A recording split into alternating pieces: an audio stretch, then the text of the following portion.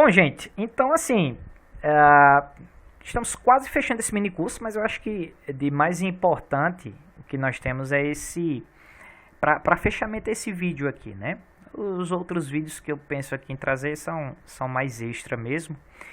E para a gente finalizar aqui, como eu já havia mostrado para vocês, né? A gente vai ter aqui uma classe chamada Game, tá? Que é para permitir que na função principal a gente simplesmente chegue aqui, Game Run, e faça com que o nosso jogo rode. Em outras palavras, o que eu estou fazendo é deixando a main bem clear, né? Deixando ela bem limpa e transferindo o código que deveria estar na main, ou poderia estar na main, para um método chamado Run, tá certo? Isso aqui a gente implementou dentro de uma classe chamada Game. Note que aqui Game não precisa ser instanciado, porque da forma como eu implementei, apesar de ter aqui um construtor e um destrutor default, né? Eu implementei o método Run como static, certo? E transferi toda a lógica da fase, ou melhor, toda a lógica do jogo como um todo para cá, tá certo? Então o Save the Princess, ele tem uma sequência de fases assim bem linear. Então a gente tem a fase inicial, a fase 1 e depois a fase final, caso o jogador consiga salvar a princesa, né? Mas assim, dependendo do jogo, como o Rescue, né, do resgate do helicóptero, o método Run do game, ele já faz uma gestão das fases um pouco mais complexa. Então, eu posso mostrar isso depois em vídeos, nos próximos vídeos, né, assim, como bônus para vocês, tá certo? Então, a ideia aqui é a seguinte, né, dentro do Run, eu criei o Sprite Buffer, tá? Criei com um tamanho aqui suficiente para caber todos os backgrounds aqui das fases, né? Todas as artes individuais de cada fase. Em seguida eu criei aqui, instanciei 3 fases, tá certo? Toda fase tem que ter um nome, toda fase tem que ter um background. A única que eu passei um background animado foi a fase inicial, né? Que as estrelas ficam brilhando, vocês devem perceber. Então essas estrelas brilhando aí, ó,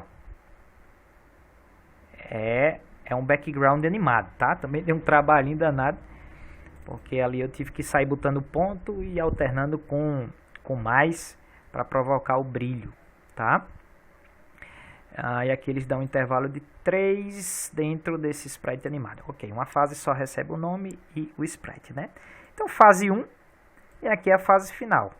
E como eu disse a vocês, basicamente nós temos as fases de forma linear, já que eu não implementei uma fase Game Over, né?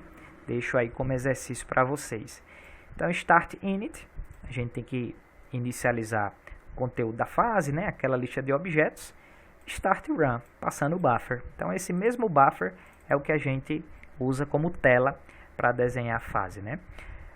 Como eu já havia mencionado, caso você queira limpar o buffer, você pode chamar o método Clear. Então você limpa aquele buffer para então inicializar e rodar aqui uma nova fase, tá certo? Nem sempre o clear é necessário, principalmente quando o background de uma fase for suficiente ou igual o background da fase anterior. Então a própria dinâmica do background faz o serviço de clear, né? Acaba fazendo esse serviço de clear. A diferença aqui, pessoal, todo run ele retorna alguma coisa, eu posso ou não capturar. Como a fase inicial não tem o que ganhar ou perder, né? Ele tem apenas o que de kit, né? Que eu não programei aqui. Então, se o usuário tentar sair, ele sai daqui, mas acaba entrando na fase, né? Tem que melhorar essa programação aqui. Mas enfim, tá bem simplificado aqui. Tem como melhorar. Então, primeiro vem a fase Run, né? Fase Start, e depois a gente tem aqui a fase Init. A fase 1, na verdade, fase 1, ela é a única em que eu pego o retorno. Por quê? Porque caso o retorno da fase 1 seja Game Over, né? Eu botei I, que é ou. Pera aí.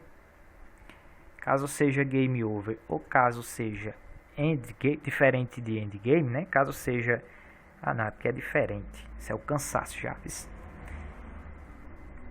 Caso seja o retorno diferente de game over e diferente de endgame, significa dizer que nem o jogador desistiu e nem ele perdeu, né? Então, a gente vai e apresenta aqui a fase final, né? Carregando a fase final e rodando a fase final, que era aquela animação do príncipe e da princesa apaixonado lá no finalzinho, né? Mais uma vez chamei o buffer clear. Entenderam? Então essa é a ideia de eu ter feito esse if, que era para ter feito alguma coisa semelhante aqui, né? Mas vocês entenderam, fica como exercício aí. Eu não implementei nenhuma fase game over, né? Poderia melhorar isso aqui e poderia também acrescentar uma fase game over. Simplesmente jogo na tela game over, independente de qualquer coisa, o saindo aqui, beleza?